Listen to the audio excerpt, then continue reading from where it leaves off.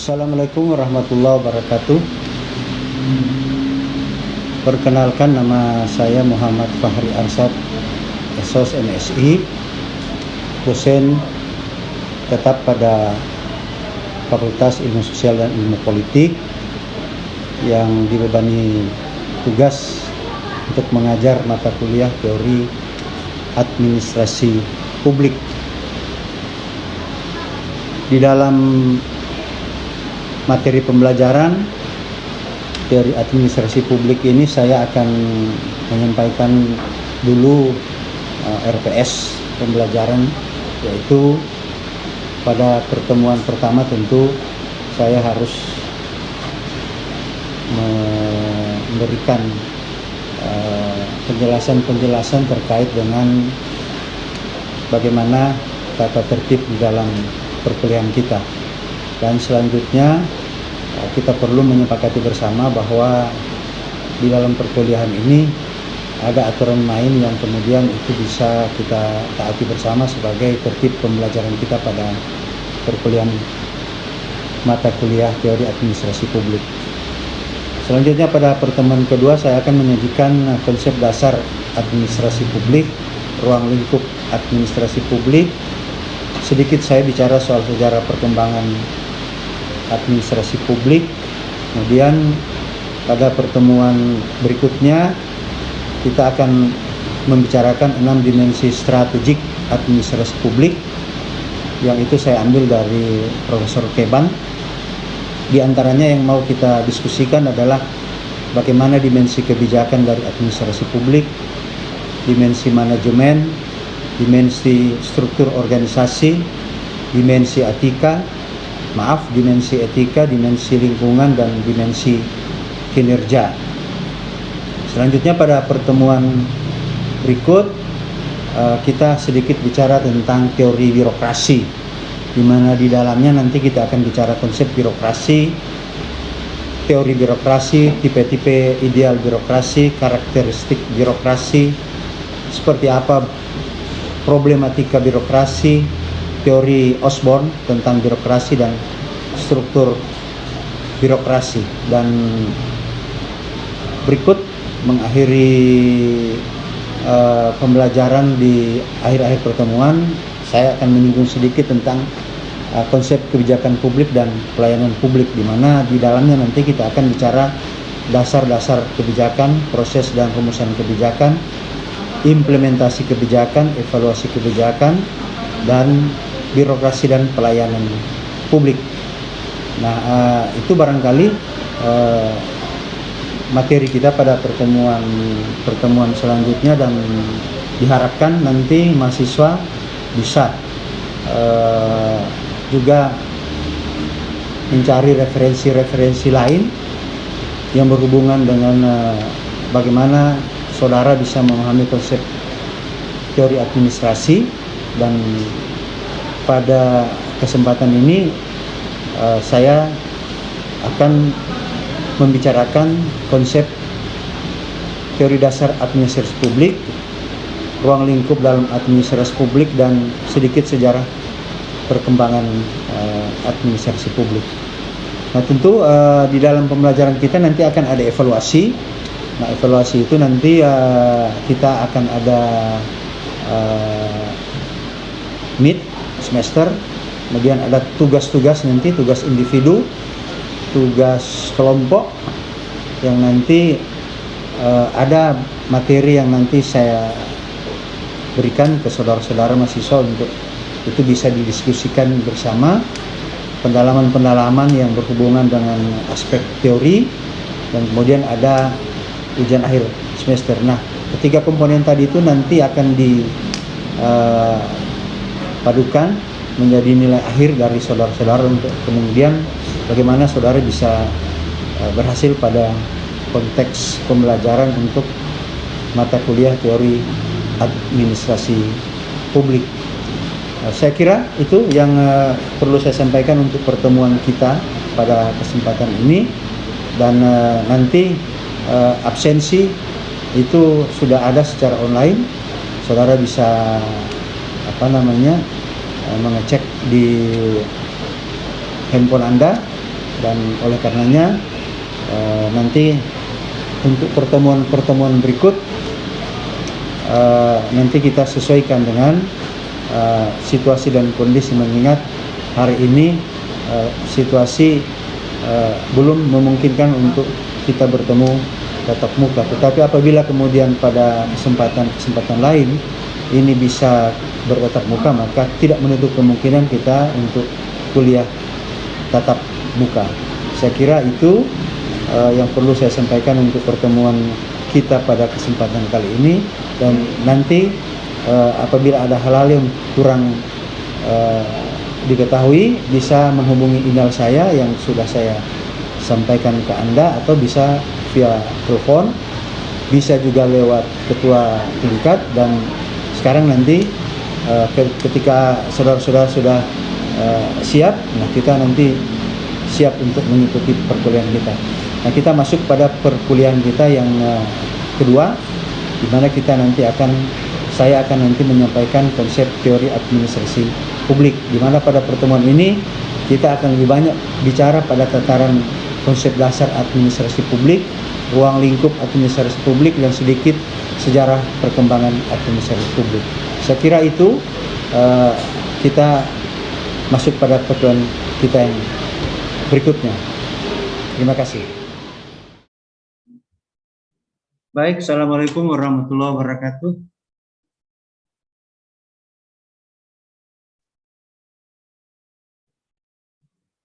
Saya izin buka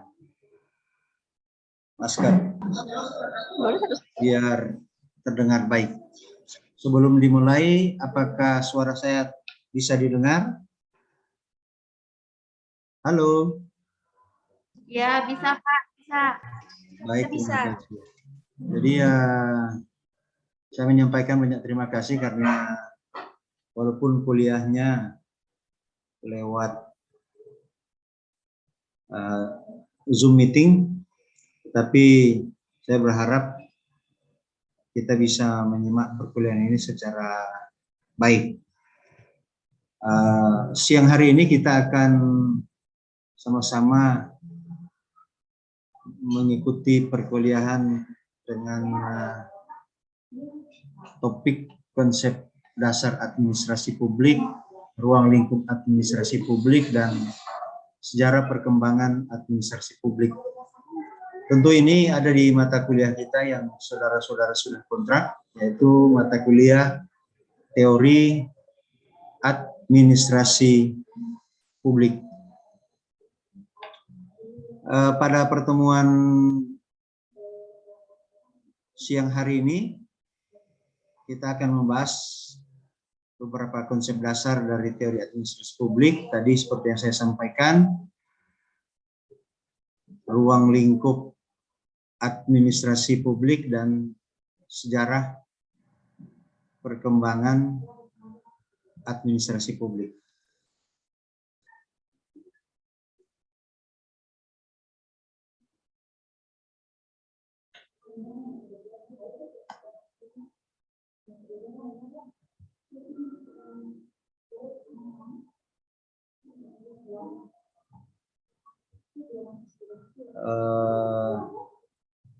Bentar, saya sesuaikan dulu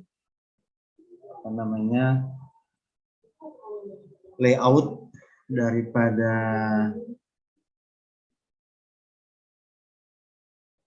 materi kita biar saudara-saudara bisa menyimak ini secara baik.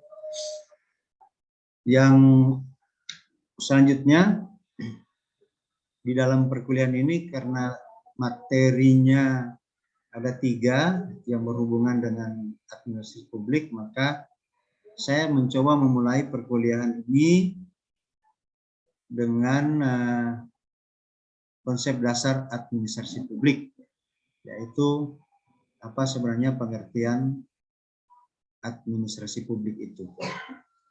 Jadi di dalam perkuliahan kali ini kita perlu memahami bersama konsep administrasi publik itu apa. Yang pertama, yang perlu kita pahami di dalam administrasi publik, ketika kita bicara administrasi publik, maka sesungguhnya kita mencoba memahami hubungan antara pemerintah dengan publik.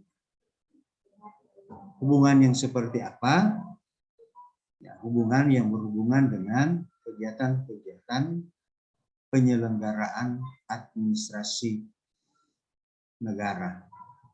Yang berikut, ketika kita bicara administrasi publik, maka kita akan melihat itu sebagai bagaimana meningkatkan responsibilitas kebijakan terhadap kebutuhan publik. Artinya, di dalam konsep administrasi publik itu ada kecenderungan dari masyarakat untuk merespon kebijakan yang dibuat oleh pemerintah tersebut terhadap kebutuhan publik.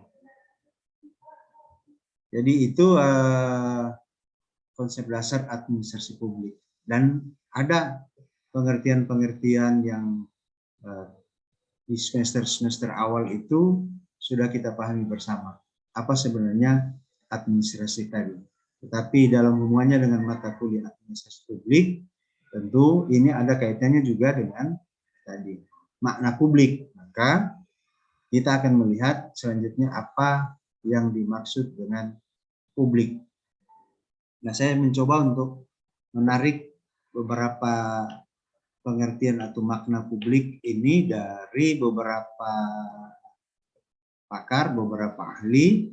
Nah, saya ambil ini dari pendapat Frederickson, di mana beliau melihat makna publik itu sebagai kelompok kepentingan, sebagai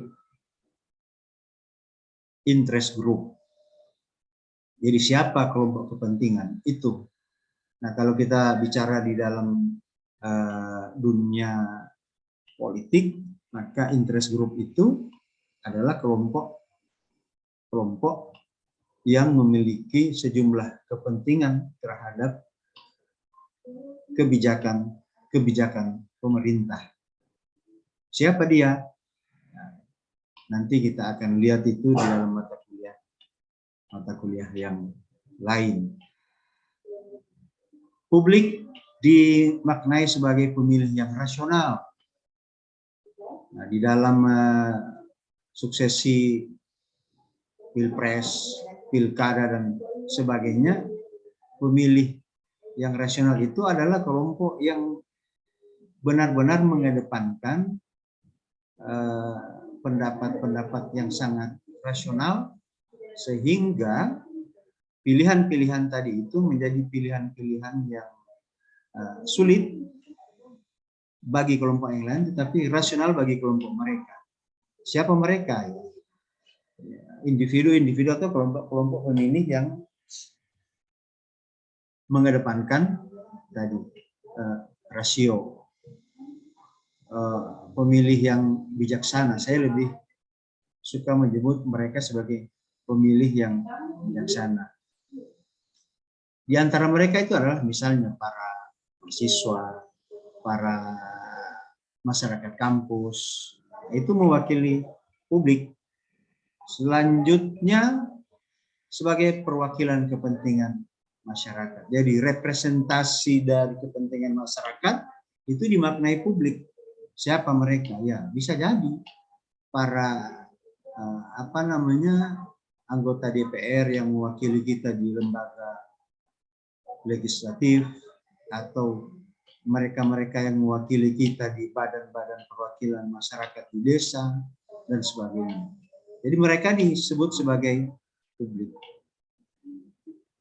Dalam hubungan ekonomi misalnya, ada produsen dan konsumen. Nah, konsumen itu dia oleh Fredrickson disebut sebagai wakil publik. Jadi mereka-mereka yang mewakili masyarakat yang dalam pendekatan ekonomi disebut sebagai konsumen, pemakai sebuah produk itu publik, dan yang umum adalah warga negara. Warga negara itu disebut sebagai publik oleh Fredrickson. Selanjutnya, karena ini mata kuliahnya teori administrasi publik, maka kita juga harus memahami konsep teori. Jadi apa yang dimaksud dengan teori? Jadi definisi dari teori itu sendiri. Nah, teori itu dimaknai sebagai serangkaian konsep, pengertian, atau batasan, atau proposisi yang menyajikan suatu pandangan yang sistematis tentang fenomena dan tujuan menjelaskan fenomena tersebut. Jadi ini agak redaksional, ya, agak redaksional pengertian teori tadi.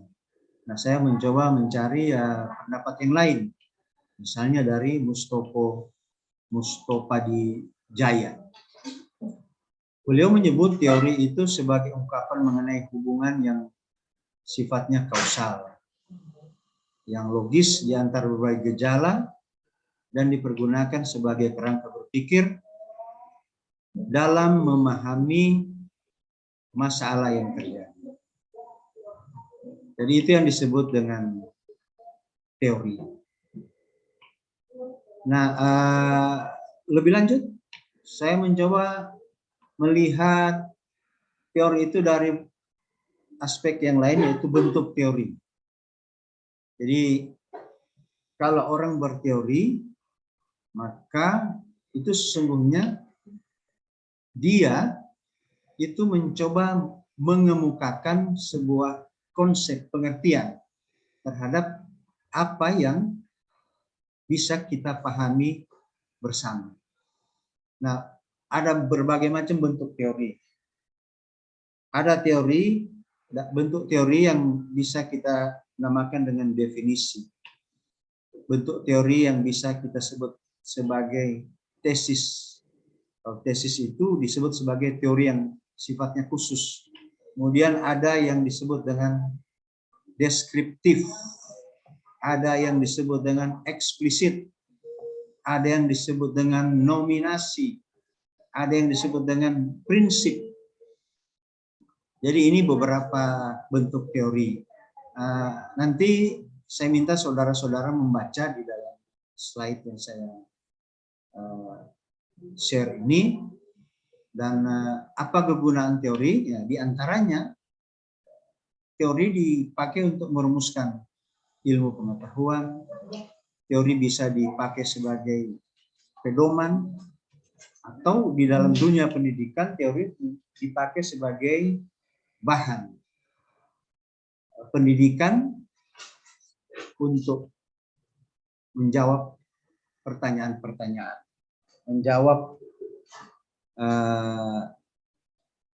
apa-apa yang berhubungan dengan konsep yang disampaikan. Selanjutnya nanti saya minta saudara nanti untuk bisa menyimak, membaca daripada konsep yang saya share ini.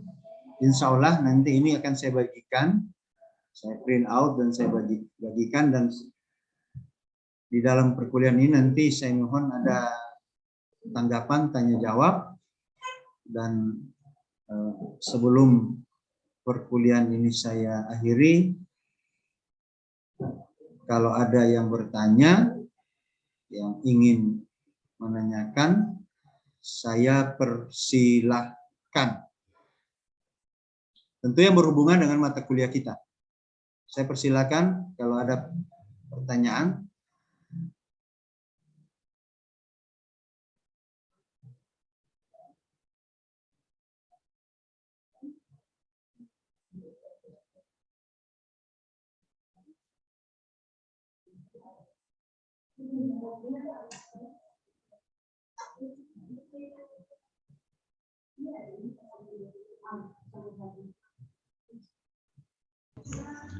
Saya Pak mau bertanya.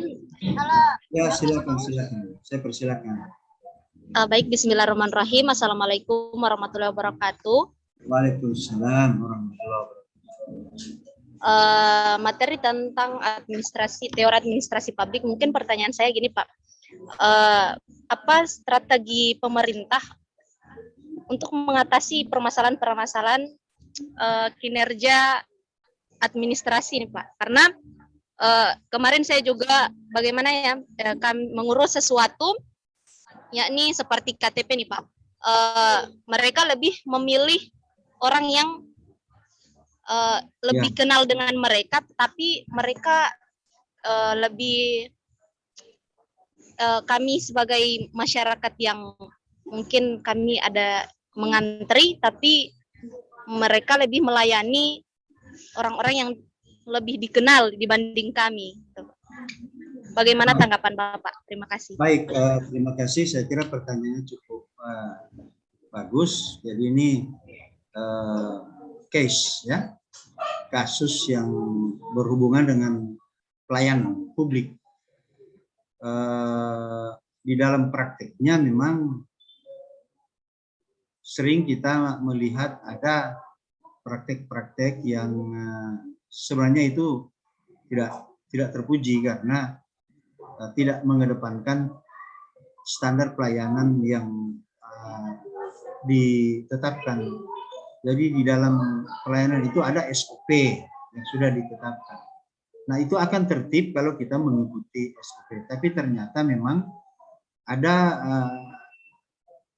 oknum-oknum atau pelayan-pelayan publik yang tidak menggunakan standar pelayanan tadi, sehingga masyarakat itu merasa tidak dilayani secara baik. Seharusnya di dalam konsep pelayanan itu kita tadi mengedepankan tadi hal-hal yang sudah menjadi standar baku daripada pelayanan, dan kemudian mencoba untuk memanfaatkan waktu, karena di dalam prosedur pelayanan waktu juga itu menjadi sesuatu yang penting didahulukan, karena pelayanan dengan pemanfaatan waktu yang tidak sesuai itu akan menyebabkan pelayanan menjadi tidak baik. Adapun praktek yang sering ditemukan itu terjadi karena memang bagian dari praktek-praktek pelayanan yang menurut saya itu masih mengedepankan pelayanan-pelayanan sifatnya kekeluargaan. Jadi sebetulnya itu tidak boleh terjadi di dalam dunia pelayanan yang sudah seperti hari ini. Saya kira begitu. Bagus sekali pertanyaannya. Barangkali saya membuka satu lagi pertanyaan, silakan.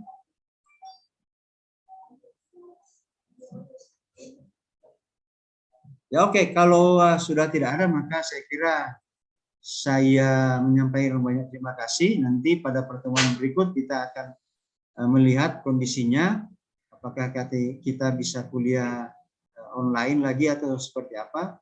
Dan sebelumnya saya menyampaikan banyak terima kasih, dan saya kira sekian dulu pertemuan kita. Wassalamualaikum warahmatullahi wabarakatuh. Waalaikumsalam warahmatullahi wabarakatuh.